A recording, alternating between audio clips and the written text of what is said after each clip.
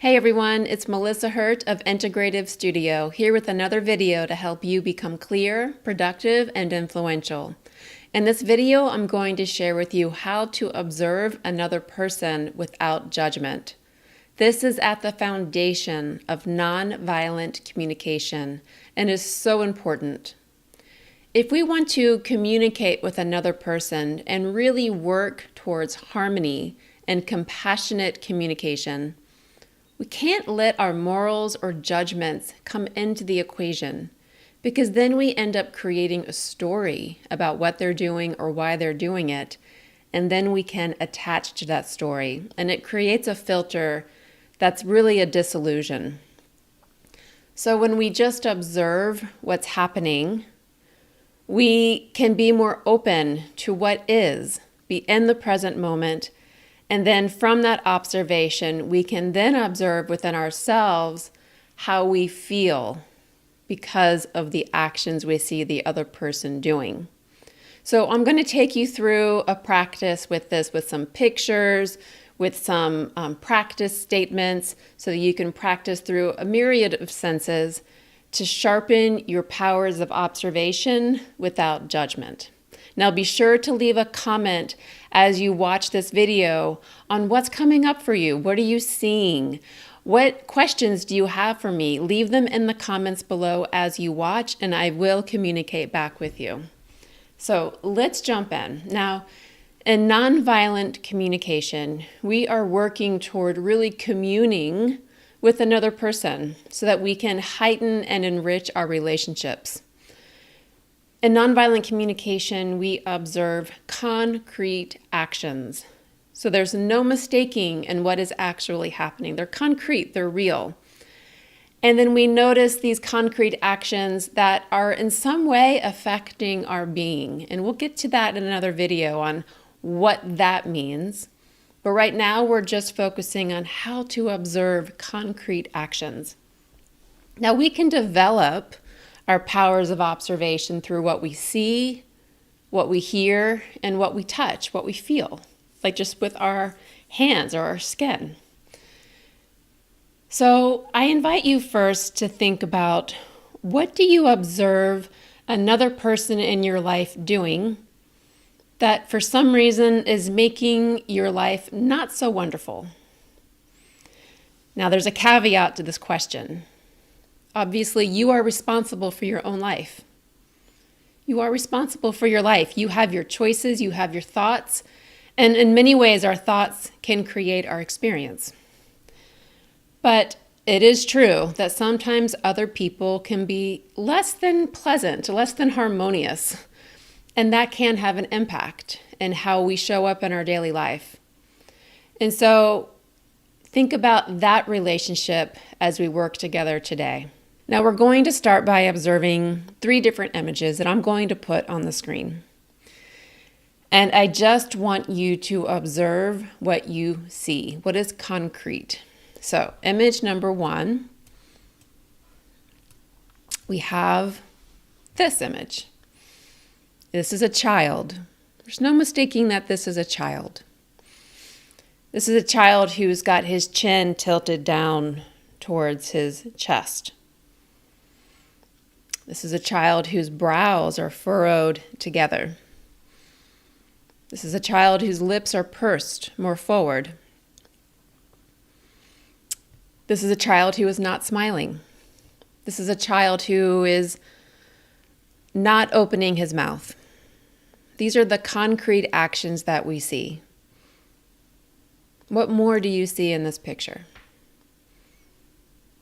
Now, it's very easy to go into judgment or the story just to demonstrate what that would be. It might be, this is a child who's about to have a temper tantrum. This is a child who's angry. This is a child who's maybe a brat. We're not doing any of that.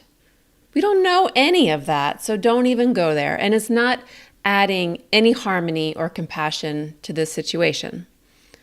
Just focus on what you see. We definitely see this child's head is tilted down. We see that the brows are furrowed together, and we see the lips are pursed. That's what we see.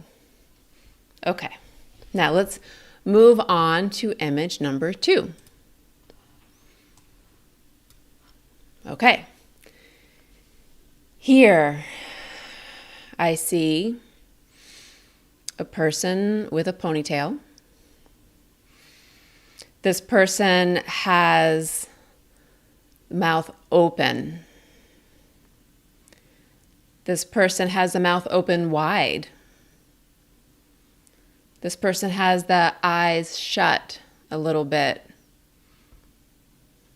This is a person whose throat seems to be really open and possibly even strained a little bit. And I suspect that because I'm seeing a little bit of the tendons and the throat protrude. What else do you see in this picture? Now again, we're not getting into judgment or story. I'm not going to even assume why this person is doing this.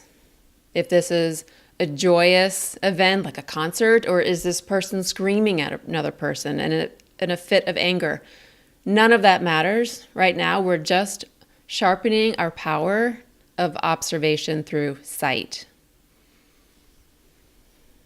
All right, let's look at one more.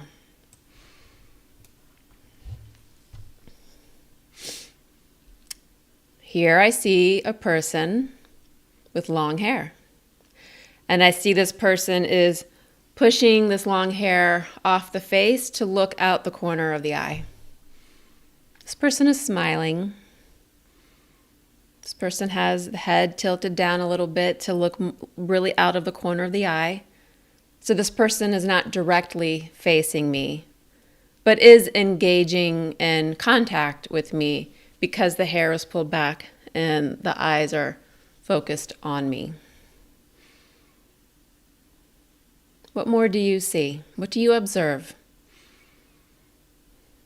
So again, no story, no judgment. You're just observing what you observe. Okay, so now that is how we can observe through sight. You just take in the concrete action. So now let's go into hearing. I'm going to give you 3 statements, and I'm going to very intentionally affect my volume and my pitch to give you a little more to observe than just the words themselves.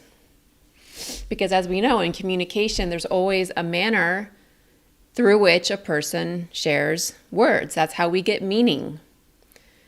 But again, we don't want to add any moralistic judgments, and we don't want to assume a story. We're just noticing what we notice. So here's my first statement. I don't care what you want. There are things you need to do. All right, I'm going to say it again. Observe what you observe. I don't care what you want. There are things you need to do. So you could observe that my voice is in a higher pitch than in this casual speaking tone. You might observe that I put more emphasis on certain words. Care, need, do. You can observe that I was leaning forward when I said it. Okay? These are all observations on what you heard. Now again, don't get into the trap of, ooh, she's being bossy. Just observe the sound and what you heard. Okay, statement number 2. He made me do it. I'll say it again. He made me do it. What did you observe? You might notice that I sustained sounds for a little bit longer than I would if I'm just speaking with you. You might notice my breath energy was a little bit of at the end of the statement, a little bit of a downward. You might notice that there is an equal length to every word that I said, for the most part. You're just observing what you observe. All right, let's get into the third statement, our practice statement. I can't help myself. I can't help myself. So you might notice that all happened on one breath, and that it was on a falling inflection. I can't help myself. See how the pitch went down? And again, you're just observing what you heard. Now, all of these statements will have some impact on your being because you are a sentient, vibrant human being. And what I want you to do is just observe in yourself how these statements make you feel.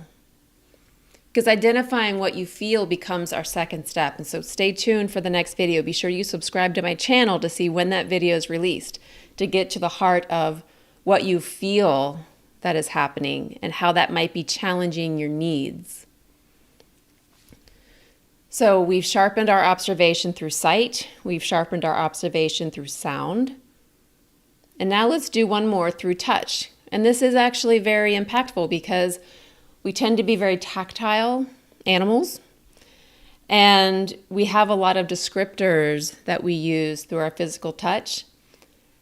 And this is a practice on releasing a lot of descriptors that can become moralistic judgments of good versus bad, but just noticing what is the touch. So my first example is with a mandarin. I'm going to use a mandarin. You can use whatever you like, but I'm just going to demonstrate for myself and for you how I experience observing the touch of a mandarin. So it does help to close your eyes when you're observing through touch, because then you're not focused on what you see, you're just honing on the feel.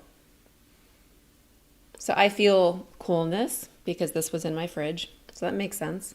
But it feels cool. It feels a tiny bit coarse because I'm noticing there are very small bumps on this. And then it's more bumpy up here at the top. And then I notice that where my thumb is, it divots inward. I can notice that it's a sphere. And that the bumpiness is fairly harmonious except for the top part that I was holding. It gets a little bit more bumpy there. So I feel cool, I feel bumpy, but also within the bumpy, it's also still a little smooth. And that is what it is. I didn't go into it feels really good or it feels like it might be going bad. Is that why it's divoting in? I'm not getting into a story. I'm just feeling it for what it is. Second example, a safety pin. So I'm going to close my eyes and just feel. I can feel that this is a small object and that I have to really pinch my fingers together to hold it. Oh, I feel that it's got a point right here, and there's also a hollowness inside, like a little pocket. And it stays very thin, and then of course I can feel it's pointy right here. I can feel that it's pliable, that I can move it, and then that pointy edge is no longer pointy because it's gone inside that pocket. So I can observe that. Safety pin. I'll do one more. I'll do my hair. Now it's when you're doing something like hair, please release any judgment or story. We tend to get very caught up in things that have to do with how we show up, how we look. All right. So I'm feeling that my hair has a bit of softness to it, but also I can feel that there's a texture on it there are little teensy coarse edges, and they get more and more coarse as I get to the bottom of this chunk. And there's not as much volume in my fingers as I get to the bottom of the chunk. That's what I observed through touch. Not getting into dead ends or why or anything like that. So now, these practices might seem elementary, but I promise you, the more we can create this distance without any moralistic judgment or story, the better off we will serve other people and ourselves through nonviolent communication. This distance is very important for when we get to step 2, where we go inwardly to identify feelings, again without any story. Because the more that we affix to a story, the more we are stuck in the past and we are not in the present moment with that person. Okay? Stay tuned. I have more videos coming on nonviolent communication and how to get through the 4 steps so that you can truly be clear, productive, and influential in how you show up in the world. Again, leave your comments below, give this video a thumbs up, and subscribe so you are first in line to get all this amazing content. Thank you so much. Take care.